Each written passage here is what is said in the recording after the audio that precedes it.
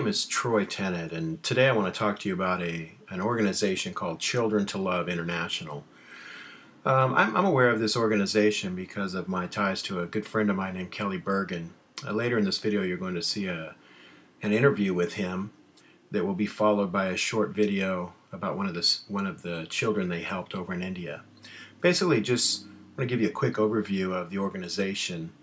They're founded back in '91, and the initial response was to the orphan crisis in Romania. And Kelly mentions it in the interview. But essentially, what's going on is we have a lot of orphans running around over there, and they need love, they need help. And this organization goes over there and provides a number of services to them. From there, it segued over to India, where more of the same is going on. And basically the mission of the organization talks about how they compassionately empower the poor, orphan, and neglected children in order to experience abundant life. It is a Christian ministry, and it is based here locally in Kern County. The vision I want to cover, it's to ignite the imaginations and stir the hearts of our current and future partners here and of course around the world. Again, to provide life solutions for poor, orphan, neglected children. So, not only is it here to help them, but it's a way for them to help themselves.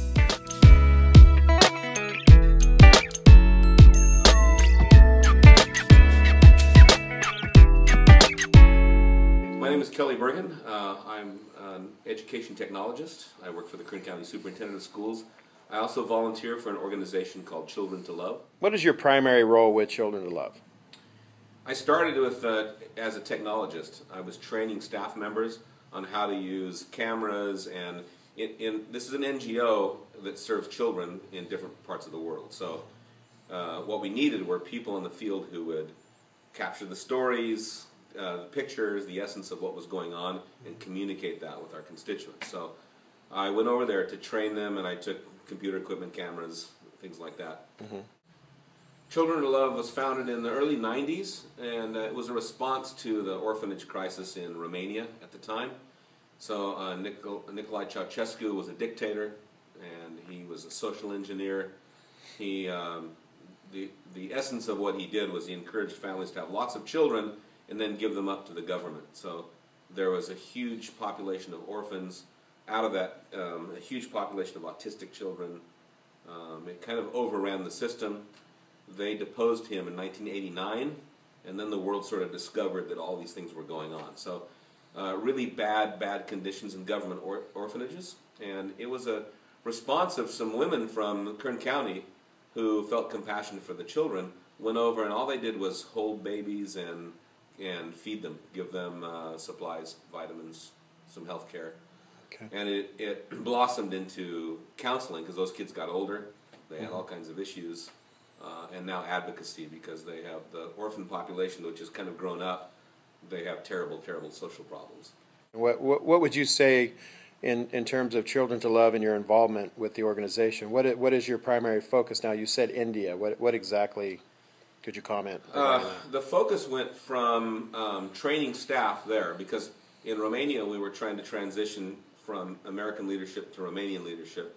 They, especially moving into advocacy, they have to advocate for themselves. So a lot of it became training them how to deal with issues with autistic children that aren't getting the care that they need, social issues like prostitution inside orphanages, things like that, all kinds of abuse. Our relationship with India was street rescue, because the conditions there, of course, it's much more poor. And so you have millions of children that are trafficked in India. We spoke earlier off camera about how you're helping them create a culture where they are able to perhaps help themselves. I mean, I believe that's what we discussed. Yeah. Can you comment on that? Well, the old cliche of teach a man to fish is better than giving someone a fish. Right. So how can we do things that are sustainable? We don't want to give a pile of money and then come back 6 years later, well, the money ran out and all the kids are back on the street again. Right. So we can't do that. What we do is we build relationships with the staff, the leadership, and the children, actually. And we build those relationships with people in the United States that help them get started. And it might be widows who are ostracized in India and have a super high suicide rate. We have a sewing training program where if they complete the program, they get to keep the sewing machine. They can start a small business.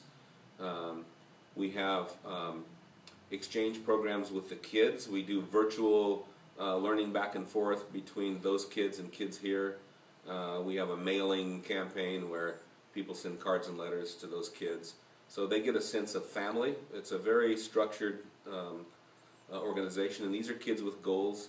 The goal here is to not create new dependents, but to create people who are successful. And so these kids, some have already gone to college. There are 150 of them, and they start from the very worst conditions. And we think the program is very productive. Can you briefly share any personal anecdotes? Just a few comments on something or someone, something that happened, or someone that you reached, or a success, a key takeaway. Anything you would like to share would be great. There are actually 3 stories that come to mind. One is about Evangeline, the girl in the video. She was found in a train station, and she was HIV positive. She'd been abused for 4 years. She didn't know where she was from or what her name was. She eked out a living by sweeping out train cars and then begging for money, and then servicing the taxi drivers and other people coming through as a prostitute. So she had done that from the time she was 4 until about age 8, and when she was brought to the orphanage and discovered. I don't know why it took so long for someone to discover this, but and she was sick, and she was but treated with lots of dignity and responded to that. So I got to meet her, and we went to the village where she was not from this village, but the Indian government won't let the orphanage keep HIV positive kids. Mm-hmm. What they do is they put them in a foster home. They basically find a widow who's also ostracized, pay her to move to the HIV village and take care of the children there. That's all they can do. Okay. So Evangeline was in one of those situations, and we went there to visit, and they needed clean water. We brought that and started to get involved also in the HIV village, because those people were very poor as well. The government, we found out this year, decided to put a building there, and they received some international money, and what they did with it is they put a school building. Now, they already had a school building that was fine, but they built another one. Mm-hmm. Well, they built it over the top of the well, the only water supply in this village. Oh. So now the people had to walk a couple of kilometers to another slum where they're not welcome because they're HIV positive to get water. Oh, boy. So immediately we started a project to build another well. Mm-hmm. It's only $1,000, so it built a new well, which is also the center, kind of the center of, it's the water cooler for them. Right. And I think the image of the children like that are just beaten down by circumstances, yeah, that plays over and over again.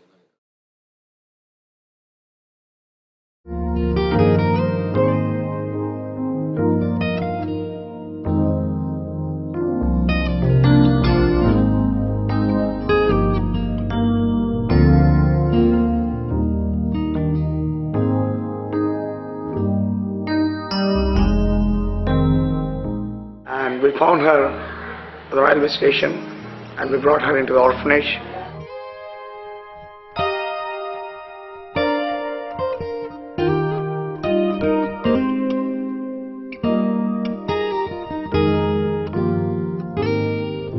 They found her in a station.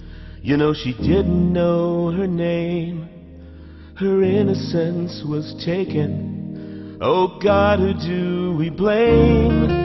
Should we say it's all her mother's fault, indifferent passers-by, or those who brutalized her and left her there to die? Or do we share the blame for not knowing this girl without a name?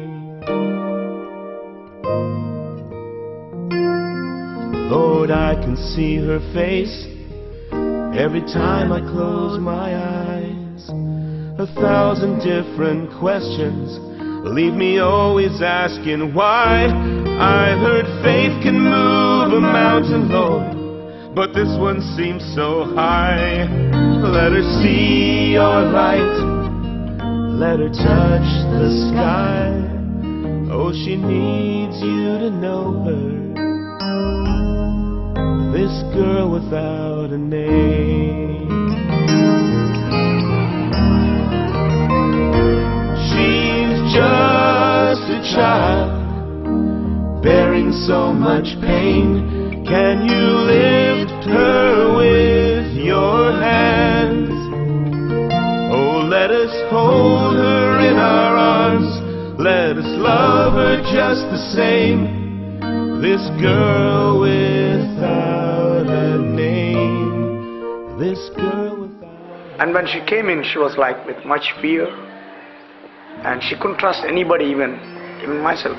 She smiled at the love we showed, wiped away her tears, praying she forgets the things that stole away her years.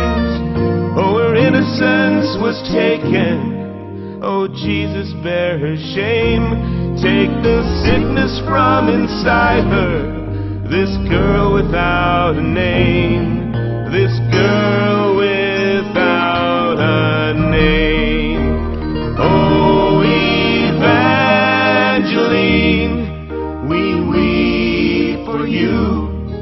We cannot answer why, but we can hold you in our arms.